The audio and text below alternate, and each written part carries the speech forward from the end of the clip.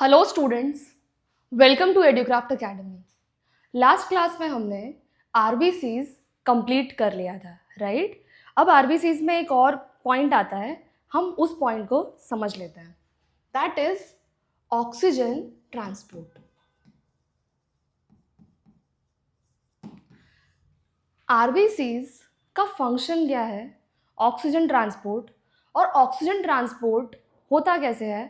तो आरबीसीज के अंदर रेड कलर्ड पिगमेंट है हीमोग्लोबिन, वो ऑक्सीजन से कंबाइन हो जाता है और ऑक्सीजन ट्रांसपोर्ट होता है, राइट।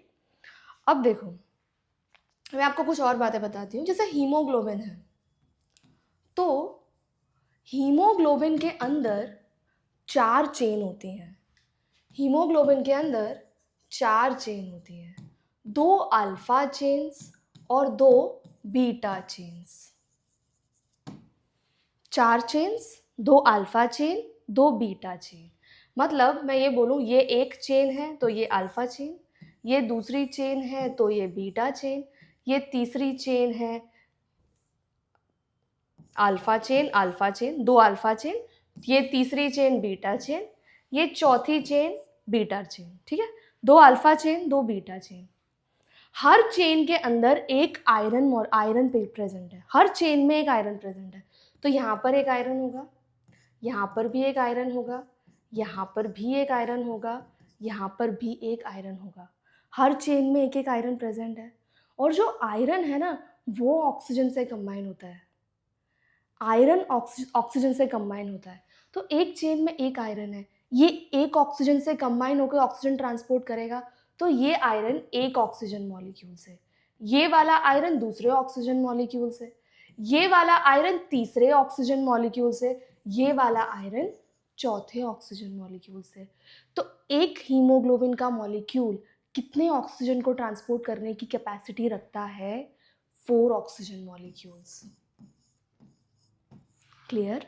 मतलब एक हीमोग्लोबिन मैक्सिमम कितने ऑक्सीजन ट्रांसपोर्ट कर सकता है? 4 ऑक्सीजन ट्रांसपोर्ट कर सकता है। रीजन? क्योंकि 4 चेन होती हैं, हर चेन में आयरन होता है और आयरन ही ऑक्सीजन से कंबाइन होता है। आई थिंक ये बात आप समझ गए। अब मतलब ये हीमोग्लोबिन की चेन है, हीमोग्लोबिन की चेन ऑक्सीजन से कंबाइन हो गई, हीमोग्लोबिन की चेन ऑक्सीजन से कंबाइन हो गई और क्या बन गई? HbO2। इसे क्या कहते हैं? Oxy haemoglobin. मैं आज आपको ऑक्सीजन ट्रांसपोर्ट समझाऊंगी, उससे पहले कुछ और बात भी हमें समझनी होगी। क्या हीमोग्लोबिन सिर्फ ऑक्सीजन से ही कंबाइन होता है? नहीं, हीमोग्लोबिन CO2 के साथ भी कंबाइन होता है।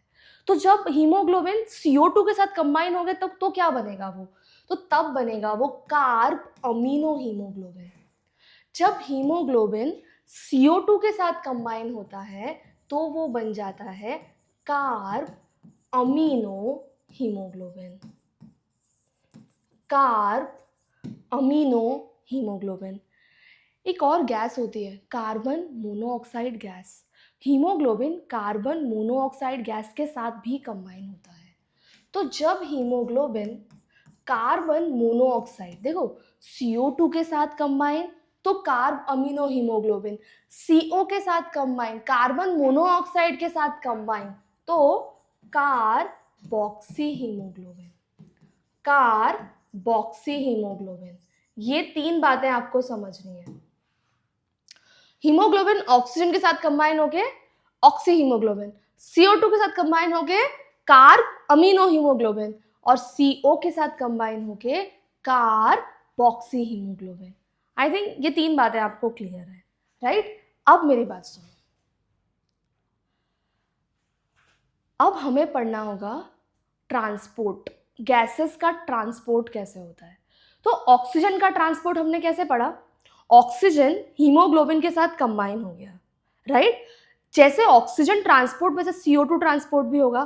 तो पहले मैं आपको CO2 ट्रांसपोर्ट समझाना चाहती हूँ कि CO2 ट्रांसपोर्ट कैसे होता है।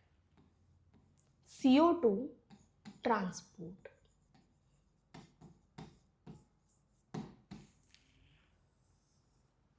CO2 को ट्रांसपोर्ट करने की जरूरत क्यों पड़ी? CO2 को ट्रांसपोर्ट करने की जरूरत क्यों पड़ी? और देखो सपोज कि ये हमारे बॉडी के सेल्स हैं, ये हमारे बॉडी के सेल्स हैं, ठीक है, ये हमारे बॉडी के सेल्स हैं।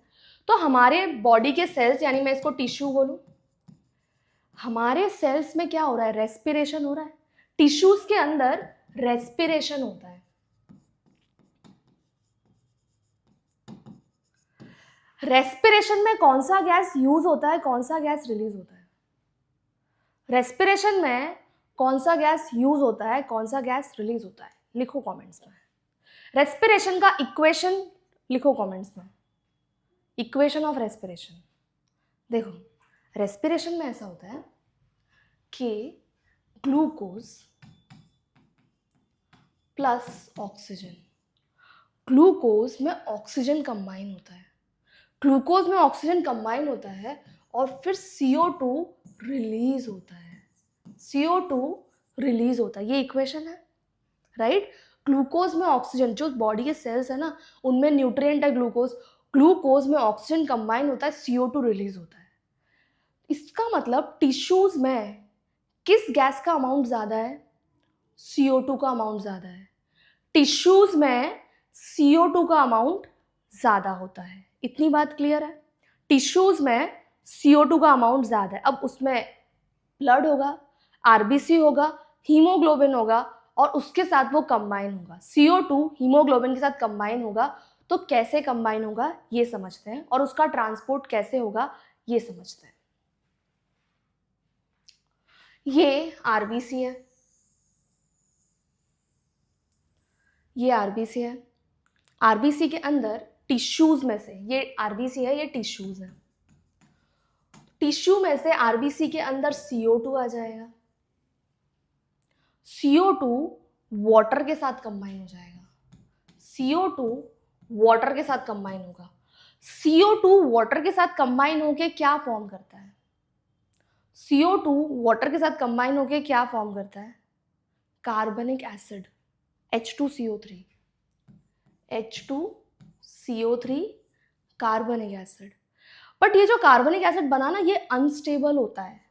क्योंकि ये अनस्टेबल है तो ये ब्रेक डाउन हो जाता है H+ और HCO3- में। CO2 H2O कंबाइन होकर H2CO3 बना, H2CO3 ब्रेक हो गया H+ और HCO3 में।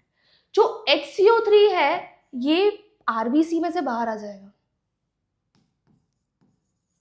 अब एक बात समझो, अगर कोई भी आयन बाहर आता है ना, किसी भी मेम्ब्रेन में से, हमारे बॉडी के किसी भी सेल में से कोई भी आयन बाहर आता है, उसे रिप्लेस करने के लिए एक दूसरा सेम चार्ज का आयन अंदर आता है। ये रूल है, कोई भी आयन बाहर आया है तो उसे रिप्लेस करने के लिए दूसरे आयन को अंदर जाना पड़ेगा। तो बाइकार्बोनेट, जो कार्बोनेट आयन बाहर आया है, इसको रिप्लेस करने के लिए कौन अंदर जाएगा? Cl-। इसे रिप्लेस करने के लिए Cl- अंदर जाएगा और इसे क्लोराइड शिफ्ट कहते हैं, इसे क्लोराइड शिफ्ट कहते हैं। तो इसे रिप्लेस करने के लिए Cl- अंदर जाएगा, इसे रिप्लेस करने के लिए Cl- अंदर जाएगा। इतना हुआ। और अब ये जो बाइकार्बोनेट आयन जो बाहर है, ये सोडियम के साथ जुड़ जाएगा, Na+ आयन, ये Na+ आयन के साथ जुड़ जाएगा और ये बन जाएगा सोडियम बाइकार्बोनेट, ये बन जाएगा सोडियम बाइकार्बोनेट। तो सोडियम बाइकार्बोनेट टिश्यूज में बना है। देखो हम पढ़ रहे हैं CO2 ट्रांसपोर्ट, हमें CO2 ट्रांसपोर्ट कहां से कहां करना है? CO2 का प्रोडक्शन कहां पर हुआ? टिश्यूज में। हमें CO2 को टिश्यूज से लंग्स में भेजना है, मतलब लंग्स के एल्वियोलाई में भेजना है, राइट? टिश्यूज से एल्वियोलाई में भेजना है।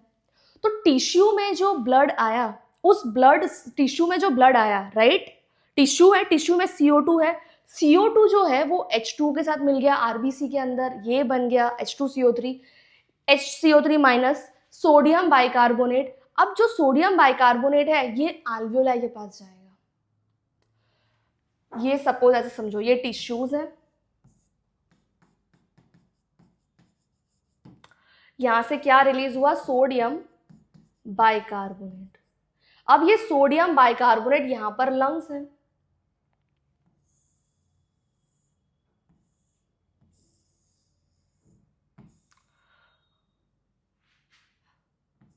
राइट, ये लंग्स है।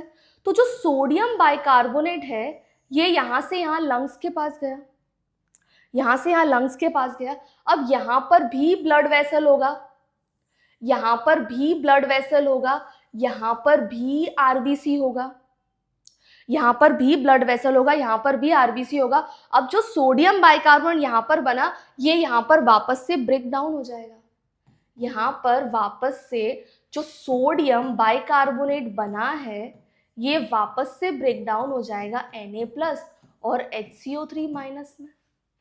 जो आल्वियोलाई के पास जो आरबीसी है वहां पे, यहां पर बाइकार्बोनेट आयन वापस से अंदर आ जाएगा। अब लंग्स के पास पहले जो कुछ भी हुआ वो टिश्यूज में, मतलब लंग्स में बाइकार्बोनेट आयन वापस से अंदर आया, बाइकार्बोनेट आयन वापस से अंदर आया। अब ये अंदर आया तो रिलीज कौन होगा बाहर, Cl-। Cl- पहले अंदर आया था ना, अब Cl- बाहर जाएगा मेंटेन करने के लिए, मेंटेन करने के लिए, राइट। पहले क्योंकि HCO3- बाहर तो Cl- अंदर, अब HCO3- अंदर तो Cl- बाहर, ठीक है। इसे कहते हैं रिवर्स क्लोराइड शिफ्ट। जो HCO3- है ये H+ के साथ जुड़ जाएगा, क्या बन जाएगा, H2CO3। H2CO3 अनस्टेबल है तो H2CO3 किस में कन्वर्ट हो जाएगा, H2CO3 और ब्रेक डाउन हो जाएगा H2O प्लस CO2 में, CO2 में। और अब ये जो CO2 है ये आल्वियोलाई में चला जाएगा, ये लंग्स के आल्वियोलाई में चला जाएगा। तो CO2 यहां चला गया और यहां से एक्सेल आउट हो जाएगा, मतलब हमारे बॉडी के बाहर चला जाएगा। एक्सेल आउट, एक्सेल आउट मतलब बॉडी से बाहर, लंग्स में आ गया, लंग्स से हम एक्सेलेशन करेंगे, एक्सेलेशन CO2 बाहर चला जाएगा। तो हम वापस से हम देखते हैं कि CO2 ट्रांसपोर्ट कैसे हुआ, ठीक है। देखो CO2 ट्रांसपोर्ट करना है, CO2 का प्रोडक्शन ज्यादा कहां पर होगा, टिश्यूज में। क्यों, क्योंकि टिश्यूज में रेस्पिरेशन होता है, रेस्पिरेशन में CO2 बढ़ता है तो टिश्यूज से, और टिश्यूज से एक्सेलेशन में हमें CO2 को बॉडी से बाहर निकालना है। CO2 को बॉडी से बाहर कैसे निकाला जाएगा, as bicarbonate form. CO2 transport कैसे हो रहा है, एज बाइकार्बोनेट फॉर्म। कहां से कहां, टिश्यूज से alveoli ऑफ लंग्स, टिश्यूज से alveoli ऑफ लंग्स। हम वापस से देखते हैं कैसे।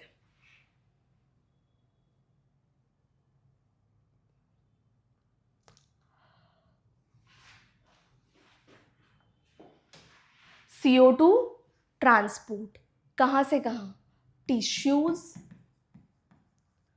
To alveoli of lungs. क्योंकि टिश्यूज में CO2 का कॉन्सेंट्रेशन ज्यादा है, alveoli में CO2 का कॉन्सेंट्रेशन कम है। टिश्यूज में CO2 आया कहां से, रेस्पिरेशन। टिश्यूज में CO2 आया कहां से, बाय रेस्पिरेशन। रेस्पिरेशन में क्या होता है, ग्लूकोज, हम पूरा इक्वेशन लिखते हैं, C6H12O6 plus oxygen, it forms CO2 plus H2। ठीक बात। एनर्जी भी प्रोड्यूस होती है, रेस्पिरेशन है ना, ऑक्सीजन यूज हुआ है, एरोबिक रेस्पिरेशन, एरोबिक रेस्पिरेशन में एनर्जी भी प्रोड्यूस होती है, एनर्जी भी प्रोड्यूस होती है।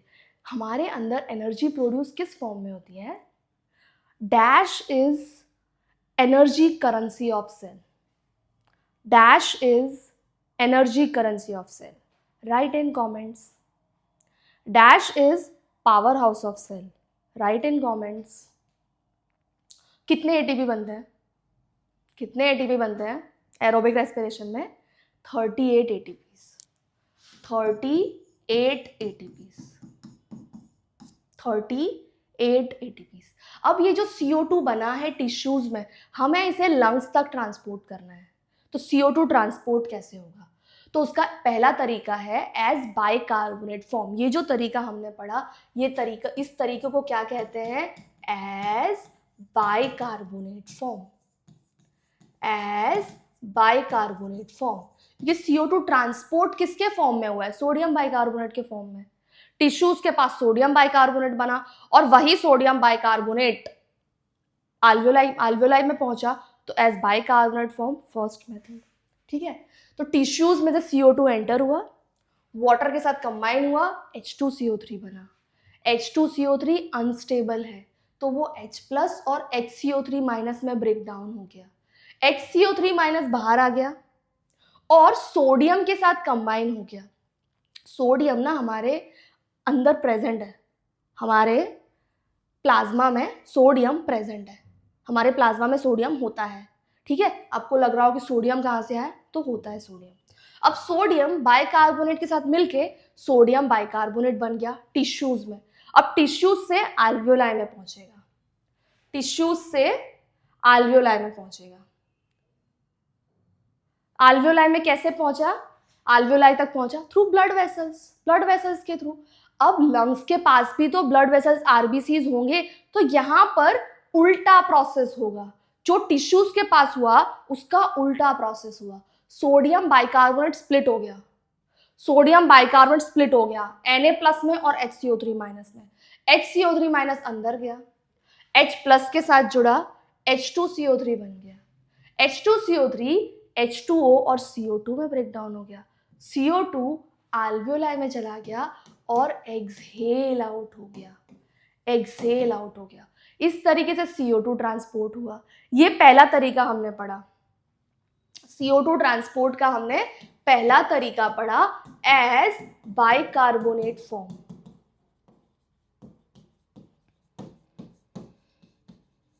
सबसे ज्यादा CO2 ट्रांसपोर्ट इसी के फॉर्म में होता है। इसके अलावा दूसरा तरीका भी है as carbamino haemoglobin, as carbamino haemoglobin. तीसरा तरीका भी है डिसॉल्व्ड इन प्लाज्मा, तीसरा तरीका भी है डिसॉल्व्ड इन प्लाज्मा। ठीक है, सबसे ज्यादा एज बाइकार्बोनेट फॉर्म होता है 65% जितना। एज कार्ब अमीनो हीमोग्लोबिन 25% होता है, 25% आसपास। As dissolved in plasma 5 to 7% होता है। इस तरीके से CO2 ट्रांसपोर्ट होता है। ठीक है, अब आ जाते हैं हम ऑक्सीजन ट्रांसपोर्ट पे। तो ऑक्सीजन ट्रांसपोर्ट होता है डिसॉल्व्ड इन प्लाज्मा, प्लाज्मा में डिसॉल्व हो जाए और फिर प्लाज्मा में डिसॉल्व होके। दूसरा होता है as oxyhaemoglobin, oxyhaemoglobin form. Majorly 97% oxyhaemoglobin form तरीके ही होता है, मेजरली 97% ऑक्सी हीमोग्लोबिन फॉर्म तरीके ही होता है। आई थिंक आपको CO2 ट्रांसपोर्ट और O2 ट्रांसपोर्ट समझ आ गया होगा। Thank you.